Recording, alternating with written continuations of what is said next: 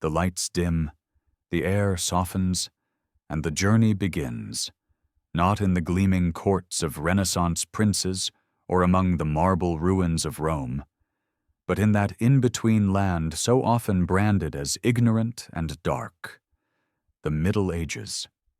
We've been told countless stories of this 1,000-year stretch, most of them repeated so often they harden into truth. Dinner party facts, schoolbook certainties. Yet, when you press into them, they crumble like parchment in the rain. Take, for example, one of the most stubborn myths of all. The idea that medieval people believed the earth was flat, like some colossal serving tray balanced in the heavens. The mental image is irresistible. Nervous sailors creeping to the edge of their ship's deck, half expecting to see dragons or simply an infinite drop into the abyss. But as delightful as this cartoon vision may be, it is just that. A cartoon. The truth is far less comical and far more impressive.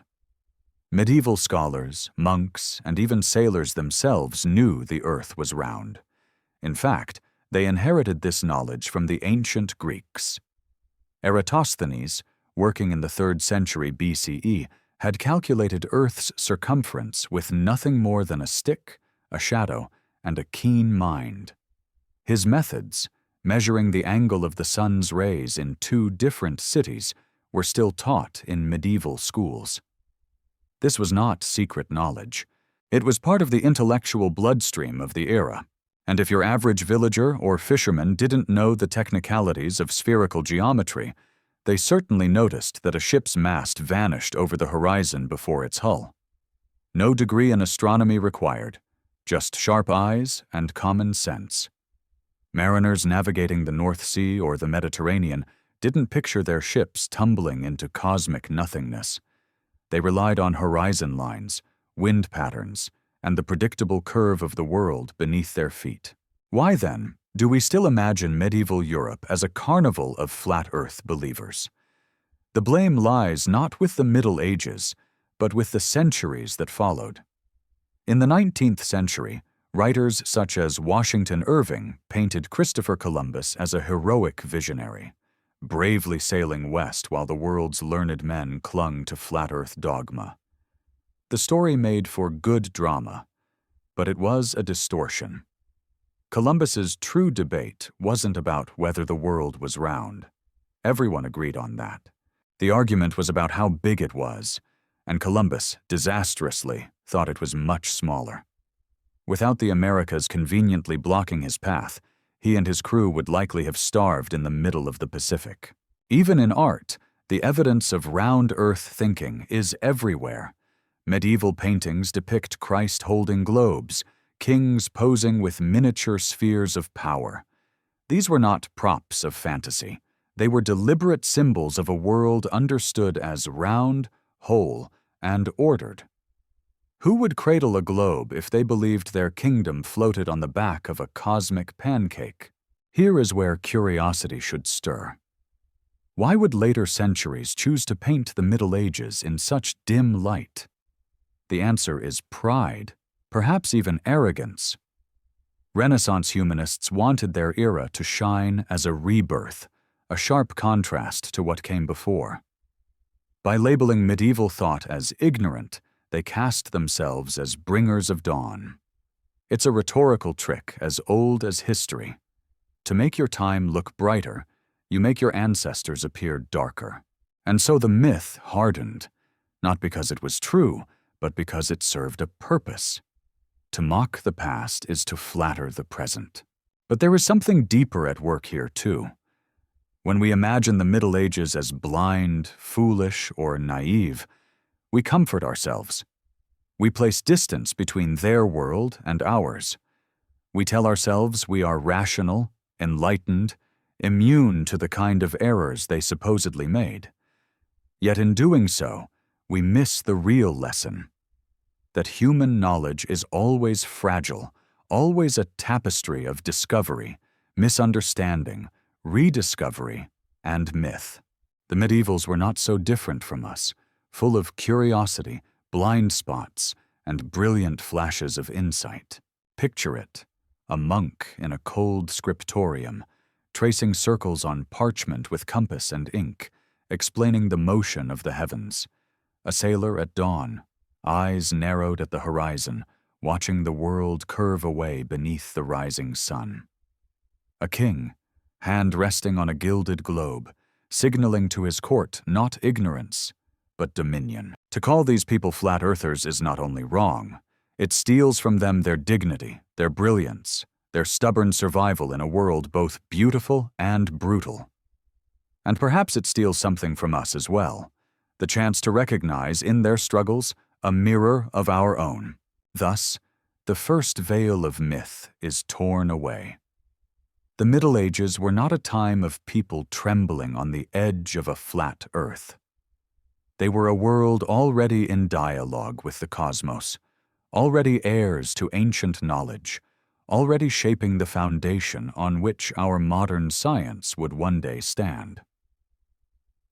If the flat earth myth paints medieval minds as foolish, then the myth of medieval filth paints their bodies as foul. In the popular imagination, every man and woman of the Middle Ages was a walking cloud of odor, hair matted, teeth blackened, and clothes glued to skin with layers of sweat. One can almost smell it through the centuries: sheep, smoke, and the sourness of unwashed humanity. But once again, this caricature is more the invention of later centuries than a reflection of the people who actually lived in the so-called Age of Mud. Bathing was not a forgotten art. In fact, in towns across Europe, public bathhouses thrived. They were not dingy pits, but lively social spaces. Imagine them as part wellness center, part tavern, part gossip hall. Neighbors met there to relax. Merchants sealed business deals between steam and soap. And yes, some bathhouses doubled as places where extra services were available for a fee. In their own way, these establishments were the medieval equivalent of the modern spa, offering both health and pleasure. Even in rural areas, far from the bustle of town, washing was part of life. Rivers and lakes served as natural baths. Wooden barrels and troughs held water for scrubbing at home. Soap was widely used, made from animal fat mixed with lye. It wasn't scented with lavender or sold in pastel packaging, but it worked. To suggest that ordinary men and women avoided water altogether is to underestimate their basic instincts for comfort and decency. The church itself took cleanliness seriously. Monks in monasteries often followed schedules that required them to wash their hands and faces several times a day. Bathing was built into the monastic calendar, not as a luxury, but as a duty. Some monasteries even had running water piped through aqueducts into their washing rooms. Rudimentary, yes, but astonishingly advanced for their time. And what of the nobility? Kings and queens did not marinate endlessly in grime. Records survive of elaborate baths prepared with scented herbs, rosemary for freshness, sage for healing, mint for relaxation. Servants filled tubs with heated water, sometimes adding perfumed oils, creating what we might now recognize as medieval aromatherapy. Wealthy nobles spent fortunes on ornate bathing facilities, tiled floors, and heated chambers. Far from fearing water, they embraced it. This is where cultural expansion makes the story even richer. Bathing traditions in medieval Europe owed much to contact with the Islamic world. Crusaders and traders who traveled through the Middle East encountered the sophistication of hammams, public steam baths that combined cleansing with ritual and medicine. Returning to Europe, many carried these ideas home, blending them with older Roman traditions. In cities like Paris, Cologne, and London, the influence was clear. Bathing became both a habit and a fashion. So how did we inherit the idea of the filthy medieval? Ironically, from the centuries that came after. In the 16th and 17th centuries, medical theory shifted. Physicians began to warn that bathing opened the pores to miasmas, bad air believed to cause disease.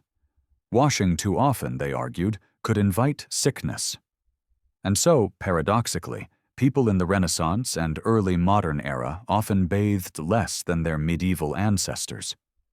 The courtiers of Versailles, with their powdered wigs and perfume-drenched clothing, may have smelled far worse than a 14th-century baker. To be clear, daily full-body bathing was rare for most. Water had to be carried and heated, which made it a laborious task.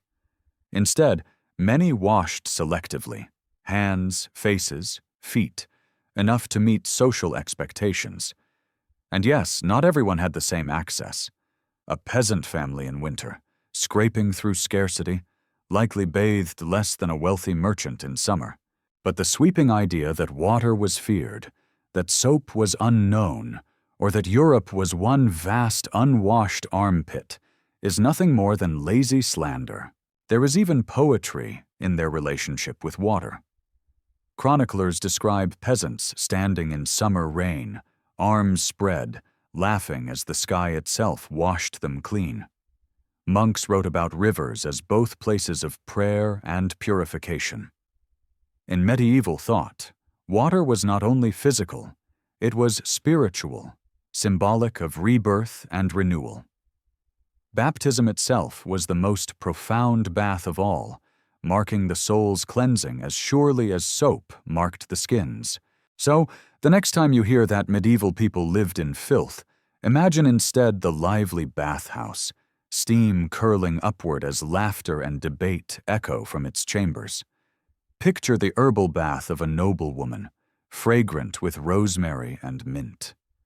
Envision monks in stone cloisters washing by schedule, and peasants turning their faces to a summer storm. The dirt and odor of the Middle Ages existed, yes, just as they do in any age, but so too did soap, water, ritual, and a keen sense of the value of cleanliness. The myth of filth belongs less to them and more to the Renaissance storytellers who found it convenient to paint their ancestors as savages. The truth, as always, is far more human. Another myth clings stubbornly to the Middle Ages, that its people were stunted, miniature versions of us, no taller than hobbits, forever craning their necks at nights on horseback. The stereotype has become almost comic. Imagine jousts fought by men scarcely taller than their lances, or peasants ducking through doorways barely higher than their heads. But like most caricatures of the medieval world, this one collapses under scrutiny. In reality, medieval Europeans were not tiny at all. Archaeological evidence, skeletons carefully unearthed from village cemeteries and monastic graveyards, reveals that the average medieval man stood around 170 cm, 45'7", and women around 160 cm, 5'3". Not towering, but hardly miniature. These figures are strikingly close to those of the 18th and 19th centuries, and in some regions even approach modern averages. In fact, poor nutrition and grueling factory work during the Industrial Revolution may have left 19th century workers shorter, on average, than their medieval ancestors. So where does the illusion of short medieval folk come from? Part of the answer lies in architecture. Many medieval doorways were deliberately built low, not because their inhabitants were short, but because smaller openings kept in warmth and saved on construction costs. A peasant cracking his head on a lintel was not proof of his small stature. It was proof of medieval ingenuity in insulation. Beds, too, tell a misleading story. Surviving examples are often shorter than modern ones, but this wasn't because people couldn't stretch their legs. Instead, many preferred to sleep half upright, propped by pillows. They believed lying completely flat could invite suffocation by bad vapors rising from the earth. It was a medical superstition, not a measure of their size. Diet played an undeniable role in physical development. The nobility, with access to meats, cheeses, and imported delicacies, often grew taller and stronger than peasants who survived largely on bread, porridge, and cabbage. This nutritional divide left visible marks in the bones: nobility with more robust frames, peasants with signs of malnutrition, stunted growth, or wear from physical labor. Yet even among peasants, variation existed. Excavations in English villages, for example, have uncovered the skeletons of farm women tall and broad-shouldered enough to suggest lives of immense physical strength. Medieval chroniclers, eager to flatter their patrons, only muddied the waters further. In their writings, kings loomed like giants, towering above their subjects. These exaggerations were less about biology and more about politics. The grandeur of the ruler reflected in his supposed size.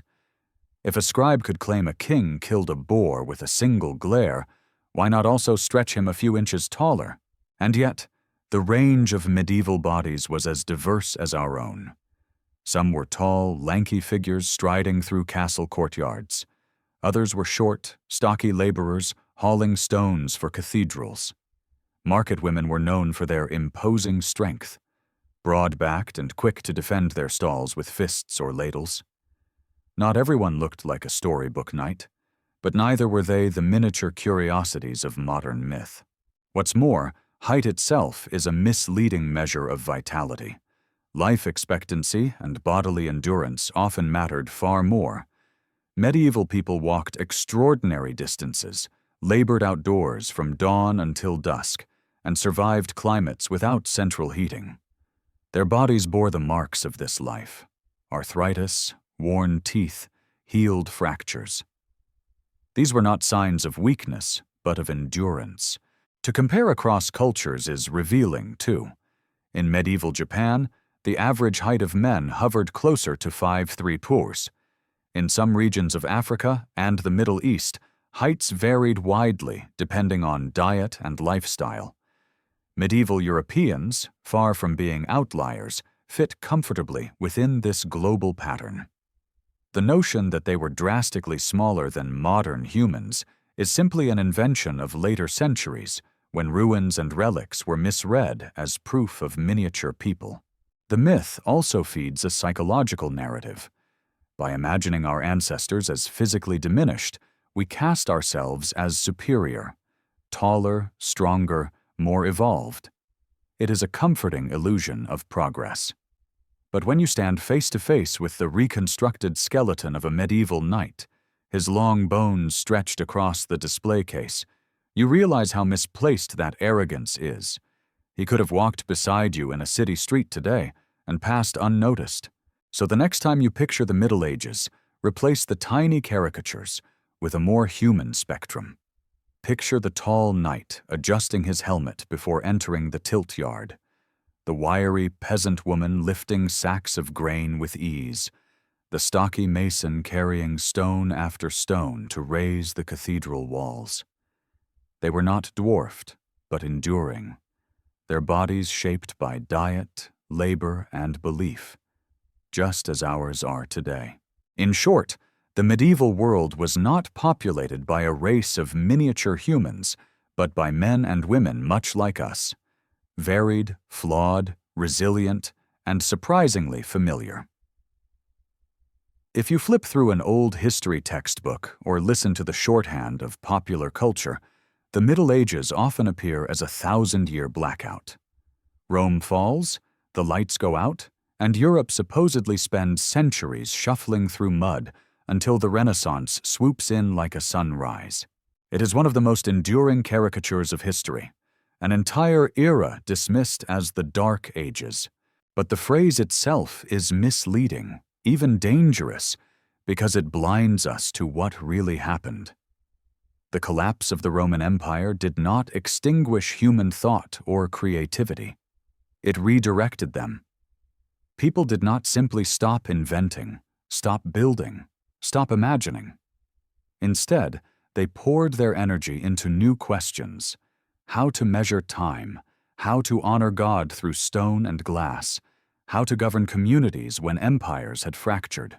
The evidence is everywhere, if you know where to look. Universities emerged in Bologna, Paris, and Oxford, teaching law, medicine, theology, and philosophy. Their foundations still shape higher education today. Cathedrals soared into the sky, their pointed arches and stained glass windows flooding interiors with light so radiant it was intended as a taste of heaven itself. This was not an age without art. It was an age of art so ambitious that its creations still inspire awe. Technological ingenuity thrived too. Mechanical clocks began to tick in town squares. Windmills and watermills multiplied across landscapes, turning grain into flour with efficiency that freed human labor for other pursuits. Farmers refined crop rotation, while blacksmiths improved the plow, allowing more people to eat more consistently than in previous centuries. Even the concept of eyeglasses emerged in the 13th century, an innovation that literally changed the way people saw the world. So why do we persist in calling it dark? The answer lies with those who came after. Renaissance humanists, eager to paint their own age as a rebirth, cast the preceding centuries as barren. Enlightenment thinkers doubled down, ridiculing monks as mumbling relics and peasants as ignorant drones. It was less about truth and more about marketing.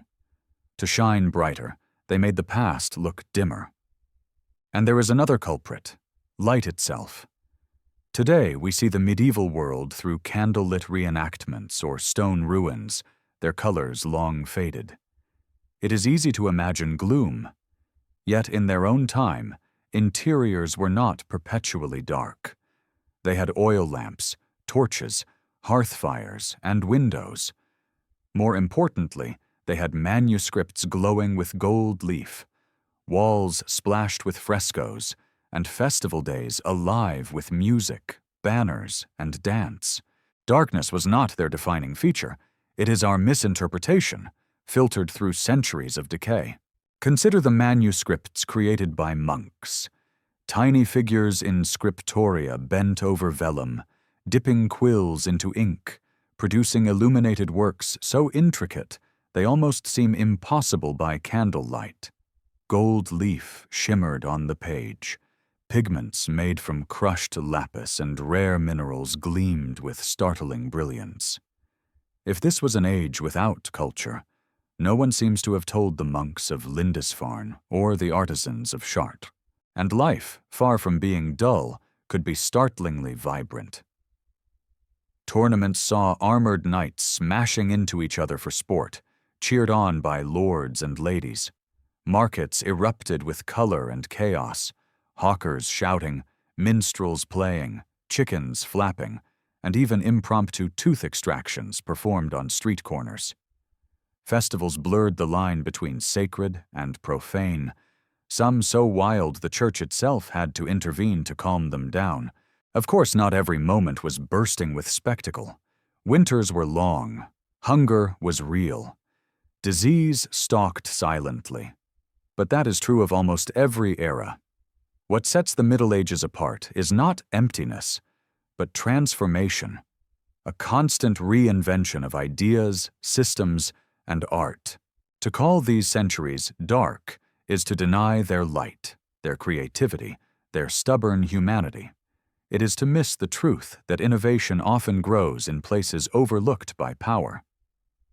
While Renaissance scholars sneered, medieval builders had already raised spires toward heaven. While Enlightenment writers mocked, medieval philosophers had already debated reason, logic, and ethics with a passion that rivals today's internet forums. So let us retire the phrase. The Middle Ages were not dark. They were luminous in ways that still surprise us, if only we pause to look. If you believe the stereotype, the medieval table was a dreary affair. Endless bowls of gray porridge, boiled cabbage, and grim bread so tough it could double as roofing tile. Popular imagination serves the Middle Ages as one long banquet of blandness, where taste buds went to die. But as with so many of these myths, reality is far more surprising and flavorful. Yes, peasants often lived on bread, pottage, and seasonal vegetables, but even the humblest meals were seasoned with onions, garlic, leeks, and herbs gathered from gardens or hedgerows. And when opportunity allowed, meals could be enlivened with preserved fish, cheese, or ale. Survival did not erase creativity. Flavor mattered, even to those scraping through hard times. Meanwhile, in the kitchens of the nobility, food was anything but dull. Aristocratic banquets were theater. Imagine long tables groaning under roasted meats, bright sauces, and spiced wines. Medieval cooks adored spectacle. Peacocks roasted, then redressed in their dazzling feathers. Pies that, when sliced, released live birds fluttering out to the astonishment of guests. It was culinary drama designed to impress, to show wealth and power in edible form. And the taste, far from bland, was often shockingly intense. Cinnamon, cloves, nutmeg, pepper, ginger. These were not rare flourishes saved for the king's table alone. They were staples of elite cooking, dumped into stews and wines with exuberance. For nobles, spices were more than flavor. They were status. To sprinkle imported pepper or saffron onto your dish was the medieval equivalent of parking a luxury car outside your hall. Guests tasted wealth as much as they tasted food. The spice trade connected Europe to vast networks stretching into the Middle East, India, and beyond. Caravans crossed deserts, ships sailed treacherous seas, all to deliver these coveted powders and roots. The cost was staggering, but the symbolism irresistible. A lord who seasoned his venison with cloves wasn't just feeding his guests. He was declaring his reach, his connections, his prestige. And taste preferences themselves might surprise modern palates. Sweet and savory often mingled. Chicken cooked with dried fruits, beef stewed with honey and spices. These combinations were not mistakes, but fashion, a medieval appreciation for contrast and surprise. Today we might raise eyebrows at such blends. But then again, how different is pineapple on pizza? Even among common folk, food had its rhythms of richness and scarcity. During good harvest years, markets offered dried fruits, nuts, or the occasional exotic treat like candied ginger or almonds brought through trade. Seasonal fairs were opportunities to taste something new, to enjoy flavors that broke the monotony of everyday fare. And let us not forget ale. Brewed in countless households, it flavored meals, replaced unsafe water, and added a buzz to daily life. So where did the myth of blandness arise? Partly from later historians who focused heavily on famine years, siege rations, and peasant staples. It is true that when crops failed, people lived on thin cabbage broth or acorns ground into bitter bread. Scarcity made meals grim. But this was the exception, not the totality. Another culprit is modern projection. We equate peasant diet with bad diet, forgetting that fresh bread, onions, cheese, and beer are far from tasteless. There is also the sheer unfamiliarity of medieval tastes. A stew heavy with cinnamon and vinegar might seem odd to us, but would have been considered delicious then. Our palates have shifted. What they craved we might find strange. What we love they might have found bland. Taste itself is history. Food was not only nourishment, it was identity. A noble's banquet was a performance of wealth. A monk's plain fare reflected vows of humility. A peasant's pottage tied him to the soil and the cycle of seasons. In every dish, medieval people expressed their place in the world. So the next time someone jokes about medieval cuisine as flavorless slop, remember the truth. Picture a hall filled with candlelight, where spiced wine warms the air, where peacocks shimmer in re-feathered splendor, where cooks mix sweetness with meat in daring experiments, and picture the peasant by his hearth, stirring a pot of onions, herbs, and barley, simple but comforting, flavored with care. Medieval food was not a punishment. It was vibrant, varied, and often astonishingly bold. Ask a modern audience to picture a medieval knight, and most will imagine the same figure, a man trapped in a gleaming metal shell, waddling clumsily across the battlefield, collapsing helplessly if knocked over, like a turtle on its back. It is an image that cinema, cartoons, and comedy have driven into our imaginations. But once again, myth has replaced reality. Medieval armor was not a prison. It was a carefully engineered tool, designed for both protection and agility. A knight could run, mount a horse, fight, and even perform acrobatic maneuvers while fully armored. Far from immobilizing, plate armor offered remarkable freedom of movement for those trained to wear it. Let's start with the weight. A full suit of late medieval plate armor weighed about 20-25 kilograms, 45 to 55 pounds. That may sound heavy, but compare it with a modern soldier's gear, which can weigh just as much, if not more, when you count weapons, packs, and body armor. The difference is distribution. Medieval armor was spread evenly over the body, designed to balance like a second skin of steel. Soldiers today carry their burden mostly on the back and shoulders, far more exhausting in the long term. Training mattered too. From adolescence, aspiring knights drilled in armor, learning to balance, roll, wrestle, and strike while encased in steel. Accounts survive of knights vaulting into the saddle without using stirrups, a feat impossible if the armor truly reduced them to waddling caricatures. Manuals from the 15th century even show armored men engaging in wrestling and tumbling, movements requiring dexterity that no tin can could allow. As for mobility, experiments with reconstructed suits of armor tell the story best. Historians who have donned replicas find they can sprint short distances, climb ladders, and swing weapons with vigor.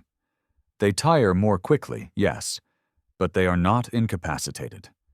The armor restricts some flexibility. It was never as easy as fighting in a shirt. But the trade-off was security against arrows, swords, and lances. And it wasn't just about brute protection. Armor was an art form. Blacksmiths and armorers designed suits to deflect blows with clever curves and ridges. The helmets, whether the fearsome visored bassinet or the full-faced great helm, were sculpted to glance away strikes. This was not clumsy metal. It was craftsmanship honed over generations. A suit of Milanese plate gleamed like sculpture, a fusion of engineering and aesthetics. Of course, armor had limitations. Fighting in it was exhausting, especially in heat. Knights sometimes did overheat, collapsing from sheer physical strain. And while plate armor deflected swords, it was vulnerable to blunt force. Maces and warhammers could still transmit bone-shattering shocks. But to say it made knights helpless is to misread its purpose. It bought time, protection, and confidence in combat, all while allowing far more movement than legend suggests. The myth of the immobilized knight owes much to Renaissance mockery and Victorian exaggeration. Later writers loved to depict medieval warriors as lumbering brutes, their armor outdated compared to the firearms of modern armies. Museums added to the illusion by displaying massive suits of armor designed not for combat, but for ceremonial parades, heavier, bulkier, and far less practical. Visitors saw these ornate shells and assumed all armor was so restrictive. And then came Hollywood, with its slapstick scenes of knights rolling helplessly on the ground, played for laughs. Once that image entered popular culture, it stuck. The truth, that a trained knight was agile, deadly, and shockingly mobile, was forgotten. But picture the reality, the thunder of hooves as armored cavalry charge, each rider glinting with steel, weapons raised.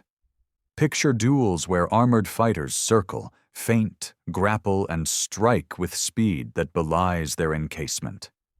Picture the craftsmanship, the smith hammering out breastplates to the rhythm of his forge, each curve a balance between beauty and survival. Armor was not a cage.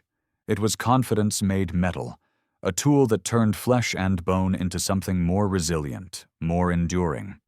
The men who wore it were not clowns, but professionals honed by training, as athletic as they were armored. The tin can myth makes us laugh. The truth should make us pause and respect. When modern people imagine medieval medicine, the picture is often grotesque.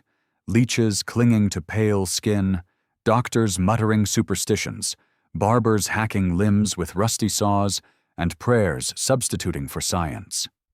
It is a grim caricature in which illness was met only with bloodletting, charms, and helpless shrugs.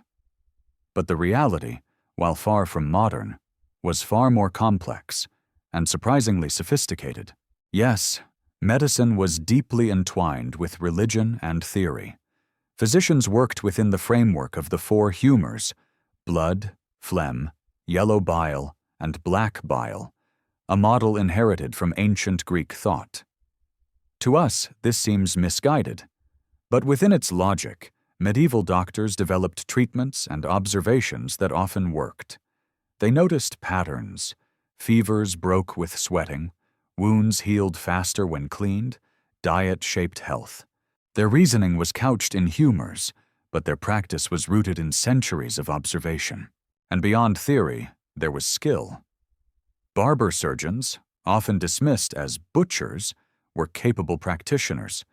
They could set broken bones, extract arrows, and perform amputations with surprising precision. In battlefield conditions, survival rates were higher than one might expect. Archaeological evidence shows healed fractures, repaired skulls, and survivors of major trauma. Crude, yes. Incompetent? No. Monasteries, too, were centers of medical knowledge. Monks cultivated herb gardens rich with healing plants: sage for fevers, fennel for digestion, poppy for pain relief, yarrow for wounds. Manuscripts like the Leech Book of Bald in Anglo-Saxon England or the Tequinum Sanitatis in Italy compiled remedies and medical advice. Some of these remedies even hold up under modern scrutiny. Garlic-based ointments, for instance, show antibacterial properties that can rival today's treatments.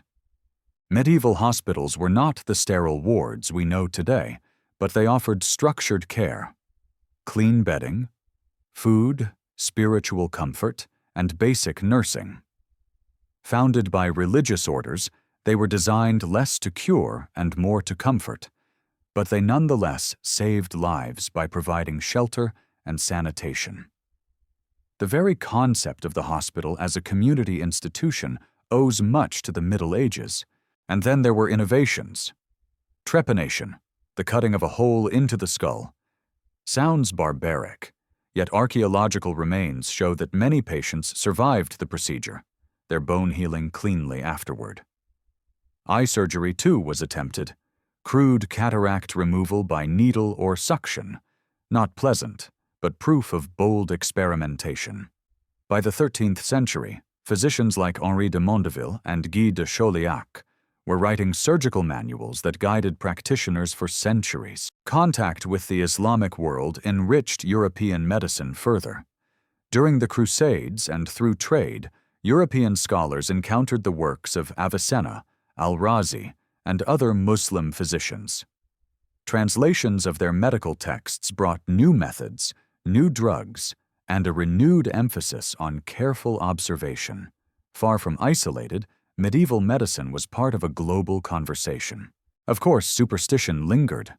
Amulets against plague, charms for childbirth, and prayers for healing coexisted with surgical knives and herbal poultices. Astrology, too, played a role. The position of the stars was thought to affect health. To us, this seems absurd, but in their worldview, the cosmos and the body were linked. Medicine, faith, and nature were inseparable. So how did we inherit the myth of medieval medical ignorance?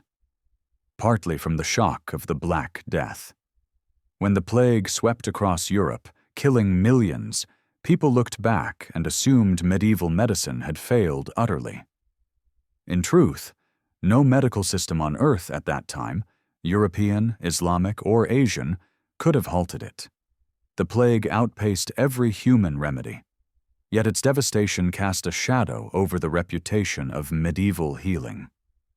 Later centuries, eager to portray themselves as enlightened, exaggerated the darkness of the past.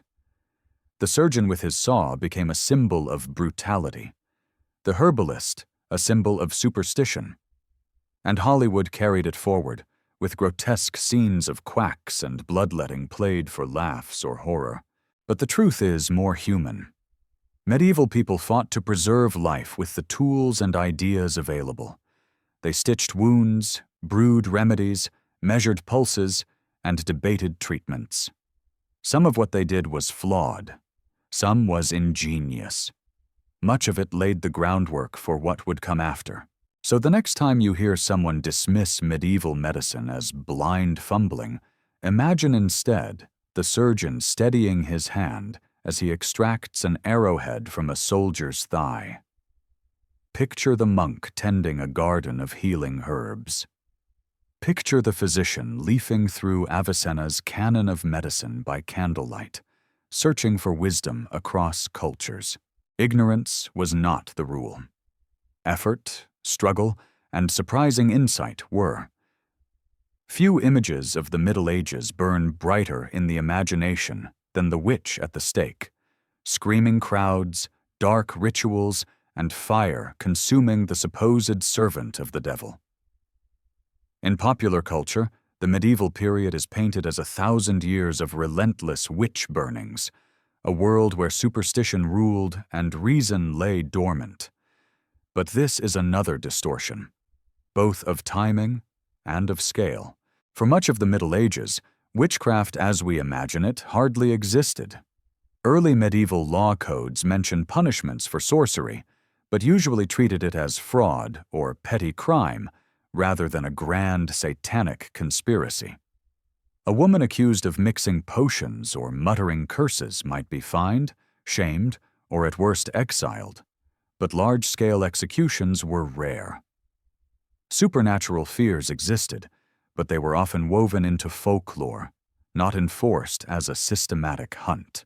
Ironically, it was the Church that initially downplayed witch panics. The Canon Episcopi, a 10th-century text, explicitly warned priests not to believe tales of women flying at night with Diana or Herodias. Such stories, it said, were delusions, tricks of the devil meant to deceive the imagination. For centuries, the official line was skeptical. Witches were not real in the literal sense, and chasing after them was a distraction from true sin. So where, then, does the myth of mass medieval witch burnings come from? In truth, the great witch hunts erupted later, during the Renaissance and early modern era, especially from the 15th to 17th centuries. It was then that the fear of organized diabolical cults, Sabbaths, and pacts with Satan crystallized. Texts like the infamous Malleus Maleficarum, 1487, fanned the flames, urging that witches be sought out and exterminated. Tens of thousands were executed across Europe, but this was already after the Middle Ages had ended. That does not mean medieval people lacked superstition. Curses, charms, and protective rituals permeated daily life. Amulets were worn to ward off evil. Holy water and relics were believed to cure disease. Astrological charts guided medicine and even politics. The line between faith, science, and magic was porous, but it is a mistake to imagine this meant total irrationality. For many, charms and prayers were just another layer of defense in a dangerous world. A supplement to herbs, surgery, or prayer, not a replacement. The stereotype of the witch-burning Middle Ages also collapses when we consider gender. While most accused witches in the later hunts were women, medieval superstition was not exclusively misogynistic. Men, too, were accused of sorcery, especially those suspected of necromancy, using learned magic to summon spirits or demons. In fact, medieval universities sometimes fretted more about educated men dabbling in forbidden arts than about village women with healing charms. Folk healers, often women, played an essential role in rural communities, mixing herbs, midwifery, and local wisdom. To neighbors, they were indispensable. To churchmen, sometimes suspicious. But outright persecution was inconsistent, localized, and usually far less dramatic than the bonfire images suggest. The true late medieval shift came with growing anxiety. The 14th century brought famine, war, and above all, plague. When the Black Death cut down half of Europe's population, fear sought scapegoats. Whispers spread. Perhaps witches had poisoned wells. Perhaps secret covens had invoked the devil. Fear began to solidify into ideology. By the 15th century, judges and inquisitors increasingly framed witchcraft not as isolated crime, but as heresy, a rebellion against God. And once witchcraft was treated as heresy, the punishments became deadly. The irony is sharp. The Dark Middle Ages, often mocked as obsessed with witches, were in many ways more skeptical than the supposedly enlightened Renaissance, when the bonfires truly roared. So when you picture the Middle Ages, do not imagine every village with a stake perpetually smoldering. Instead, picture a patchwork of beliefs: farmers tracing charms over their cattle, monks warning against superstition, neighbors whispering of strange midwives, scholars debating necromancy in shadowed halls. Fear existed, yes, but it was not yet the all-consuming frenzy of later centuries. The real witch panics came later, fueled by anxieties of a world in transition. The Middle Ages, by comparison, were cautious, inconsistent, and far less bloody than legend suggests. When people today think of women in the Middle Ages, two stark images dominate: the oppressed peasant wife, voiceless and bound to drudgery, and the noble lady locked in a tower, waiting for rescue. Both contain kernels of truth, but neither tells the full story. Medieval women's lives were complex, shaped by class, culture, and circumstance, and far more varied than legend suggests. Everyday life and labor. For the vast majority of women, peasants, life meant work.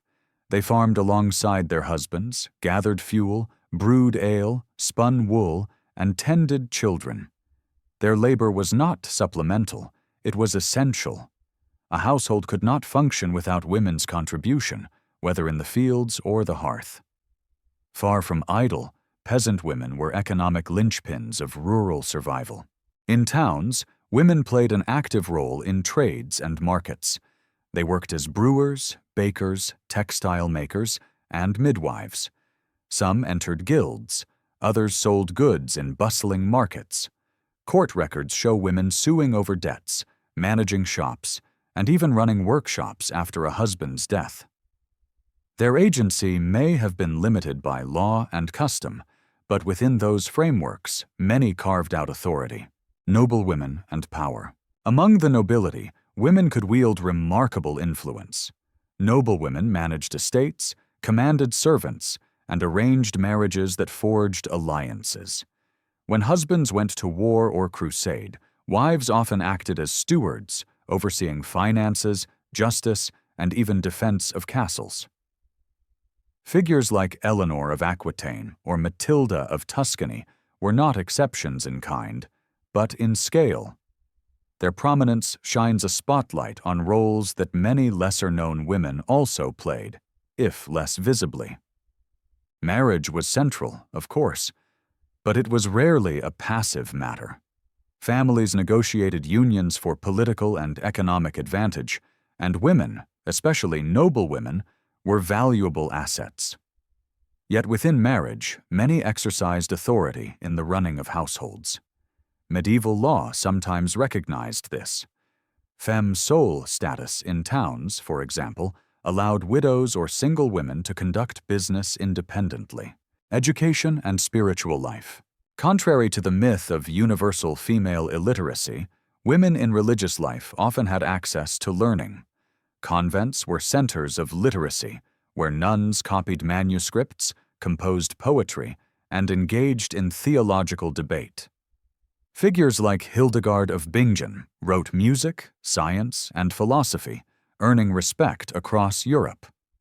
Visionary mystics such as Julian of Norwich penned works still studied today. For laywomen, literacy was rarer, but not absent. Noble daughters were sometimes educated to manage estates or correspond with powerful allies. Manuscripts personalized for female patrons, books of hours, prayer guides, show a culture where women's spiritual and intellectual needs were recognized and catered to. Oppression and boundaries. Yet we cannot romanticize. Women were constrained by patriarchal structures, their legal rights often secondary to male kin. Inheritance favored sons. Women could be married off without consent. Violence, domestic and public, was a grim reality with limited recourse. The law frequently defined women in relation to men: daughter, wife, widow. Autonomy was possible, but never guaranteed. The Church reinforced this hierarchy. Sermons praised the Virgin Mary as the model of obedience and purity, while condemning Eve as the source of sin. Women were barred from priesthood, their spiritual authority curtailed. And yet, paradoxically, female saints and mystics often commanded awe that rivaled male clerics. The tension between exclusion and veneration ran through the entire period, breaking the stereotype. So, were women powerless victims? Hardly. Were they equals in a modern sense? No. Their lives stretched across a spectrum, some oppressed, some influential, most navigating a complex web of duty, faith, and opportunity. The stereotype of the passive medieval woman obscures both her struggles and her resilience. Picture instead the diversity: a peasant woman hauling baskets of grain, bartering at market; a noble lady dictating letters while managing a castle in her husband's absence; a widow keeping her late husband's craft alive, her name in the guild records; a nun composing hymns that echo through cloisters centuries later. Each lived within boundaries, but each also carved a space for herself within them. The myth of silence hides a truth. Medieval women's voices were everywhere, singing in convents, arguing in courts, commanding in castles, whispering over market stalls. We only need to listen. One of the most persistent cliches about the Middle Ages is that hardly anyone could read, that 1,000 years passed in ignorance until the Renaissance rediscovered knowledge. In this version of history, peasants were illiterate, nobles indifferent, and the church hoarded books like dragons hoarding gold. But the reality is far richer, more nuanced, and, in many ways, far more surprising. Literacy was not absent, it was varied. It is true that mass literacy, as we understand it today, did not exist. Few peasants could read Latin, the language of scholarship, law, and liturgy. But literacy was not simply, can you read or not? It was a spectrum. Many people recognized prayers, charms, or familiar words. Merchants and craftsmen often knew enough numbers and letters to keep accounts. And in urban centers, the spread of vernacular writing, texts in local languages, made literacy more accessible than we imagine. By the 12th and 13th centuries, poems, romances, and chronicles were written in French, German, English, Italian, and other tongues, read not just by clerics but by knights, ladies, and even townsfolk. The rise of the Book of Hours, a devotional text often richly illustrated, brought reading into the hands of laypeople, particularly women of the nobility. To own and use one was not only pious, but also a mark of status and education. Monks, manuscripts, and the written word. The monasteries did guard knowledge, but not selfishly. Scriptoria, writing rooms, buzzed with activity, as monks copied not only the Bible, but also works of Aristotle, Galen, and Cicero. These manuscripts preserved ancient wisdom that might otherwise have vanished. Monastic libraries became archives of Europe's intellectual inheritance. Far from hoarding, the church was Europe's primary educational engine. Cathedral schools trained clergy in grammar, rhetoric, and logic, while monasteries taught novices to read and write. Without them, Europe's intellectual life would not have survived. The birth of universities. Perhaps the most revolutionary development was the birth of the university. Bologna, Paris, Oxford, and later Prague, Salamanca, and Heidelberg became centers where students debated theology, law, and medicine. These institutions created a shared intellectual culture across Europe, one still visible in our modern university systems: degrees, faculties, disputations. Far from being dark, the Middle Ages invented the very model of higher education we use today: books and knowledge networks. It is true that books were scarce and expensive. Each manuscript took months, even years, to produce. But scarcity did not mean stagnation. Knowledge traveled in other ways: sermons preached in churches, stories sung by troubadours, rumors whispered in marketplaces. Memory itself was a cultivated skill. Long poems and sagas were performed aloud, carrying history and myth across generations. And then came a revolution: the printing press. By the mid-15th century, Gutenberg's invention exploded the availability of books, but it did not appear in a vacuum. It thrived because a culture of learning already existed, nurtured by centuries of medieval education, copying, and reading. The myth of universal ignorance. So why do we think the Middle Ages were illiterate? Partly because literacy rates were indeed lower than modern standards, but partly because later writers painted the era as barren to highlight their own brilliance. Renaissance humanists portrayed themselves as rescuers of knowledge from medieval stupidity, while Enlightenment thinkers mocked monks as mindless scribes. In doing so, they flattened the truth. That knowledge had never disappeared. It had been preserved, transformed, and passed on. A different kind of knowledge. And let us not forget, literacy is only one kind of knowledge. Medieval farmers knew when to sow and reap by watching the sky and soil. Craftsmen knew how to forge metal, build ships, dye fabrics, and carve stone. Skills requiring memory, practice, and immense technical understanding, even if unwritten. To dismiss these as ignorance is to mistake written knowledge for the only kind of intelligence, the living reality.